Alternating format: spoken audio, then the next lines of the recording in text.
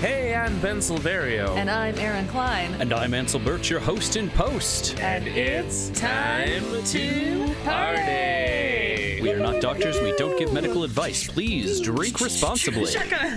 This episode was recorded on February 13th, 2021. Is it still a finger gun if it's a shotgun finger gun?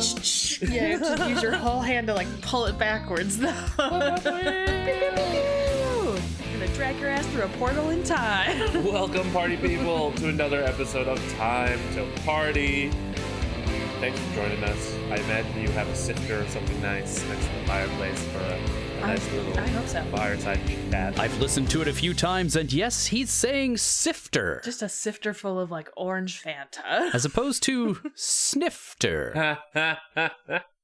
That is the ultimate, like, class. That's the vibe. That's the vibe that I'm bringing to Time to Party. I hope it's the vibe that you as an audience are bringing to Time to Party. That's what we should all be aiming for. Absolutely. Sifter full of orange Fanta.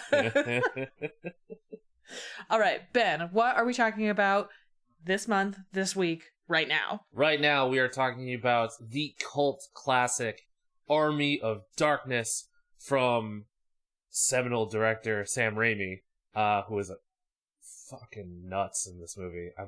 We're gonna get to it, but it's just... Oh, we're gonna get to it. If you don't know what we're talking about, which I didn't until I saw this movie, because... You'd never seen this movie? I've never seen this movie. Oh my god. Yeah, I'm not a huge horror person, surprisingly. So, hold on, wait a minute. This might go into episode 2, but so you've never seen Evil Dead or Evil Dead 2? So, funny story. I saw the reboot of Evil Dead with Jane Levy by Fede Alvarez. I refuse to watch it. I refuse. It was kind of a spooky movie. I also had to interview the director, so I had to see the movie. Okay, fair enough. That's fair enough. I didn't see it by choice, although I would watch it again. It was kind of fun. But also, I saw Evil Dead the Musical. Okay, there you go. Yeah. That's fine. If you've seen Evil Dead the Musical, then you know exactly what kind of vibe these movies are. Yes, exactly. Okay, cool.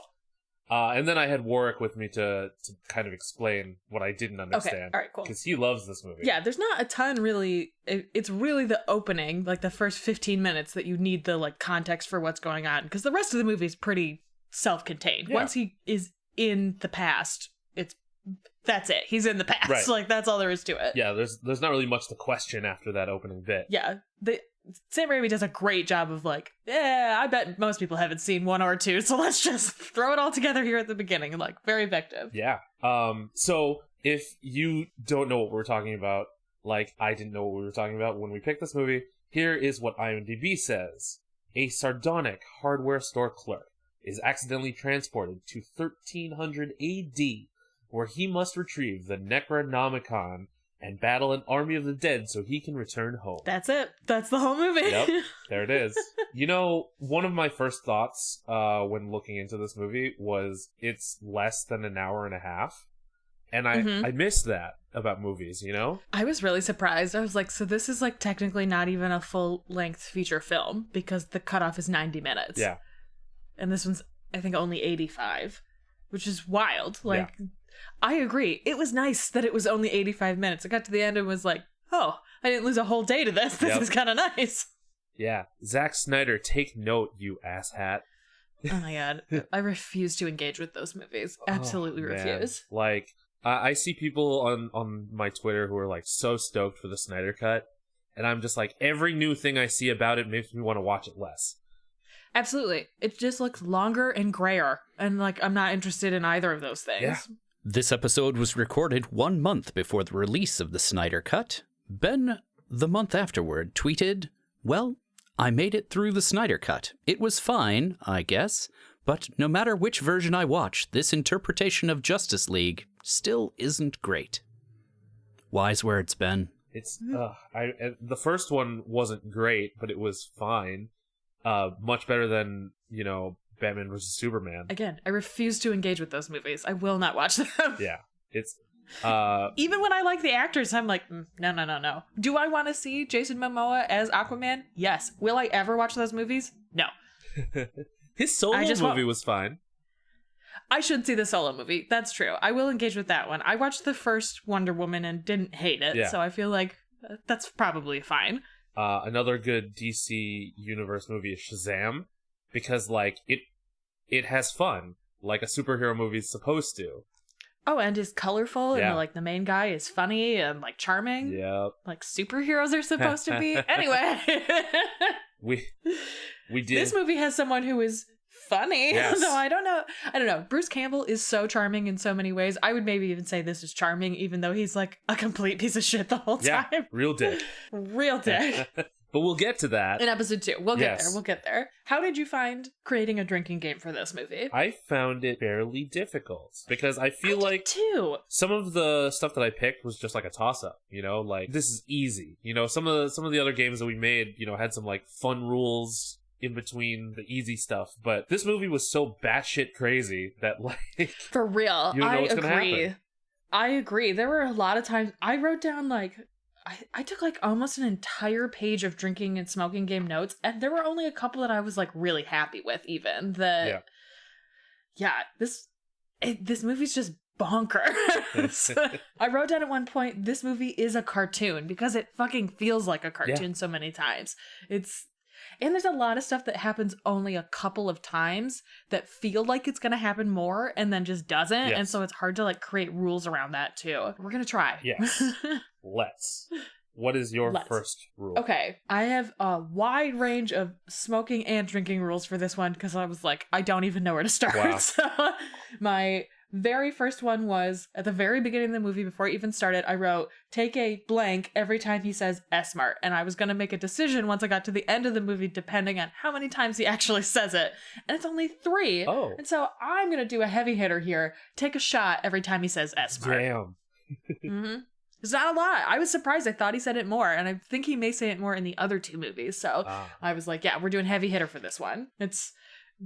This movie's wild. So just go for it. I also have a shot rule. I'll start with this one, yeah, because you know it's along the lines of some of our other rules, from other episodes. My first rule is take a shot for Bruce Campbell's chin. Just acknowledging its existence and its majesty. Hell yes, absolutely. Bruce Campbell goes so hard in this movie too. That absolutely take a shot for his of appreciation for his chin. Right. Not every time you see his chin because you'll die. But no. But also that's dangerous. His chin is hidden under all those prosthetics when he plays the evil Ash. Mm-hmm. So just take the shot to remember that it's there and it's glorious. Mm-hmm. And then they do the elongated chin at one point too. I was like, hilarious, Sam Raimi making fun of his friend Bruce Campbell. I love that they're buds. Yes. And like you can tell that they have a really, really fun time making movies together. Like even outside of these ones, like anytime Bruce Campbell is in a Sam Raimi movie, it's like, there it is. Yep. There's the Stan Lee I was looking for.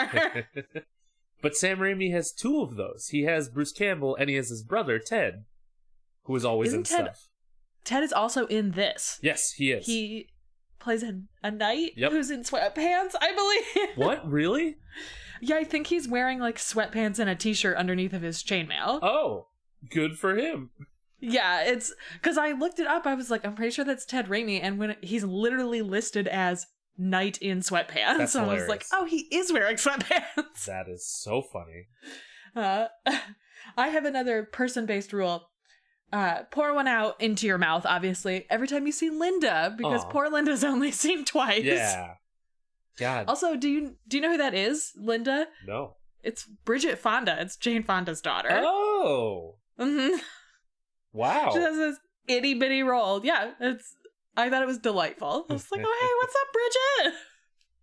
So, pour one out for Linda. Speaking of people-based rules, I think this is my favorite rule of mine. Take a drink every time you see interesting facial hair on a character. Because in the beginning, when you're first meeting all these people in this castle, there are some real choices for facial hair. All of these people have some real choices. Yeah. Every single one of these characters makes a real choice about at least 8 different things that they do. Yeah. But also, some of the skeletons even have crazy, stupid facial hair. Mm-hmm. So yeah, I love that with the skeletons, as they're degrading, like they keep parts of their personality. I just think it's very funny.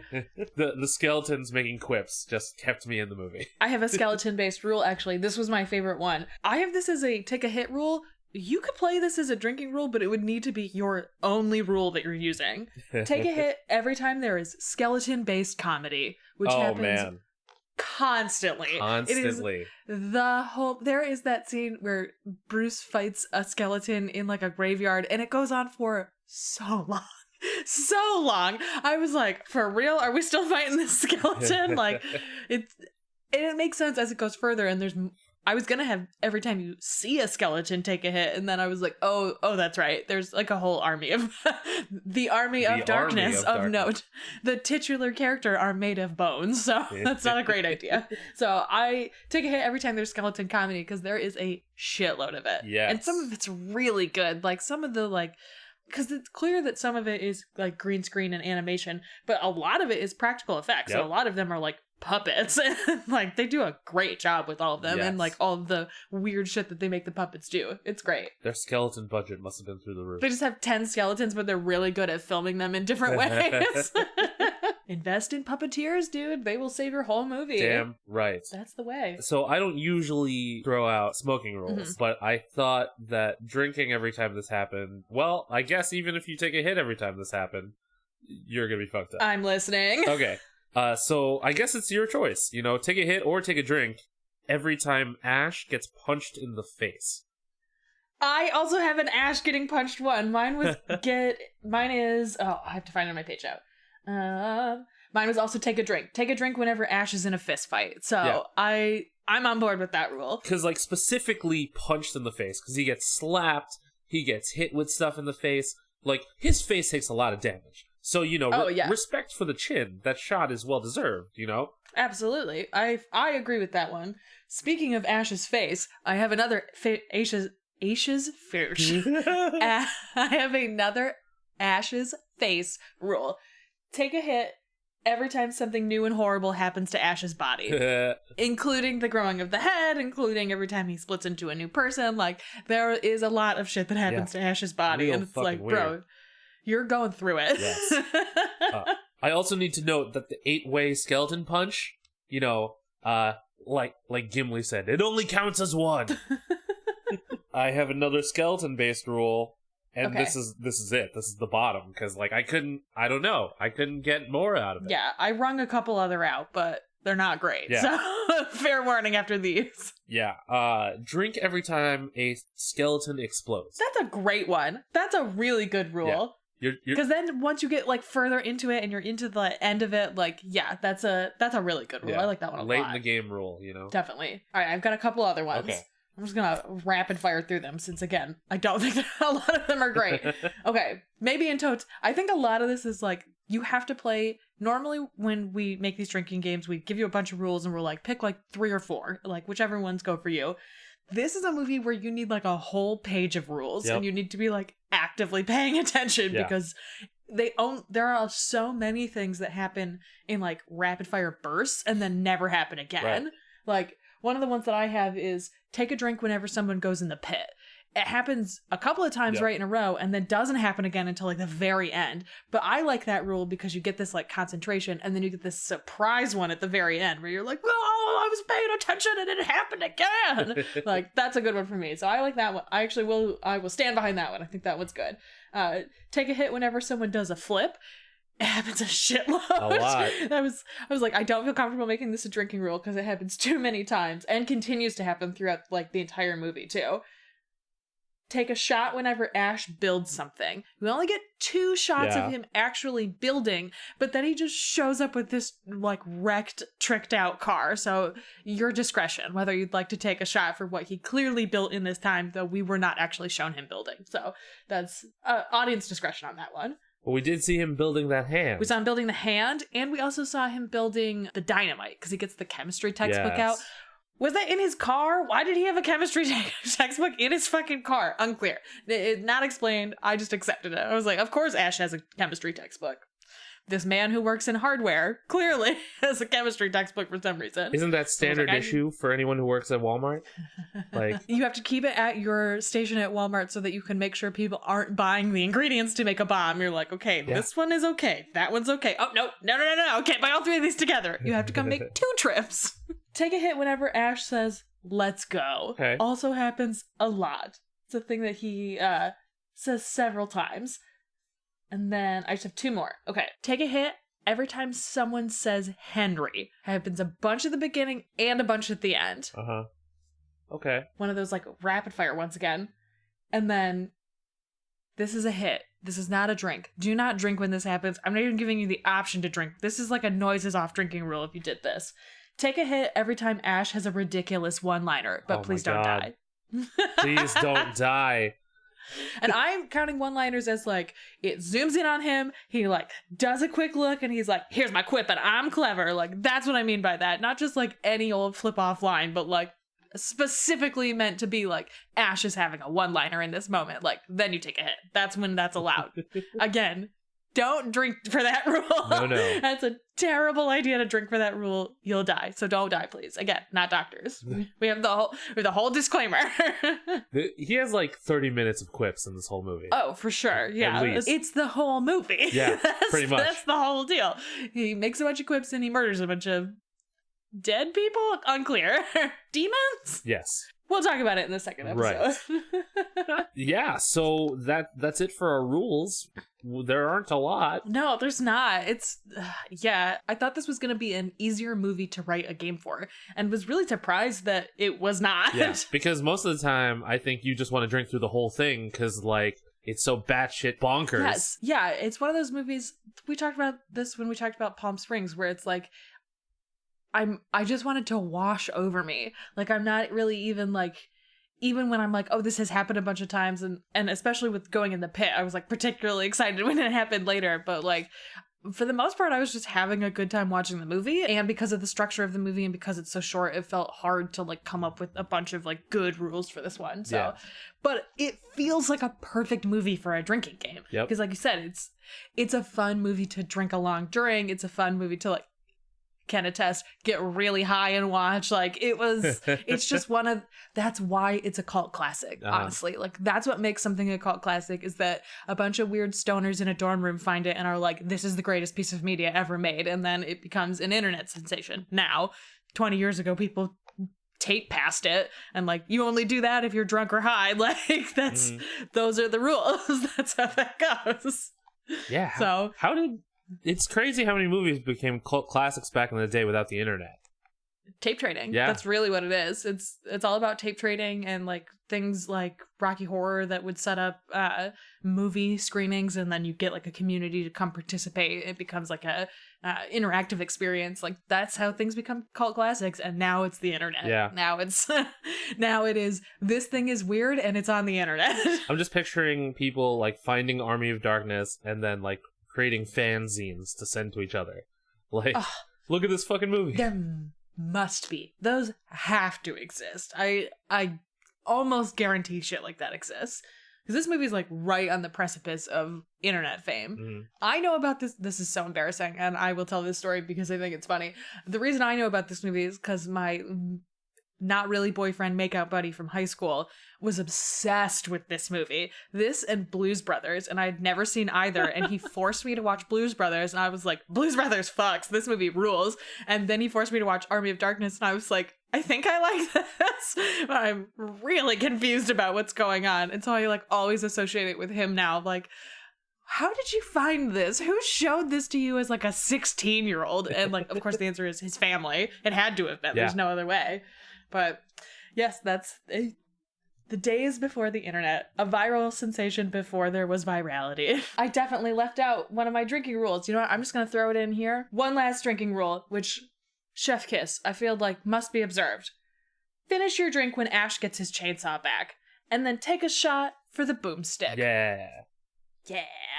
Thank you for joining us for this, our smoking and drinking game, which, again, this movie's weird. It's really fun. It feels like it should be a really easy movie to write a drinking and smoking game to, but honestly, just pick a couple rules and like enjoy your way through this movie with whichever vice you may be using. Like that's how I feel about this, where yes, these are fun. Yes, there are some really cool rules, and yes, we came up with some ones that are fun, but like this is just a fun movie to like drink and smoke during, and like that's really what the goal of this is. So take what you will. Yes. And we will see you next week. In the meantime, you can find us on the internet. Yeah. I'm at NYD Urgency on Instagram. I am at bsilverio20 on Instagram and Twitter. I am at Indecisionist on Twitter and The Indecisionist on Instagram. Special thanks to Marlon Longett of Marlon and the Shakes for our theme song, and to April Moralba for our podcast art. You can interact with us using the hashtag #Time2Party. That's time, the number 2 party. This has been an Indecisionist production. And also make sure you come back next week to join us for our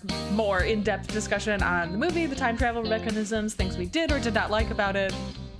This cartoon of a movie. Yes, 100%. We will see you guys next week. Yeah, until then, be excellent to each other. Party on, dudes.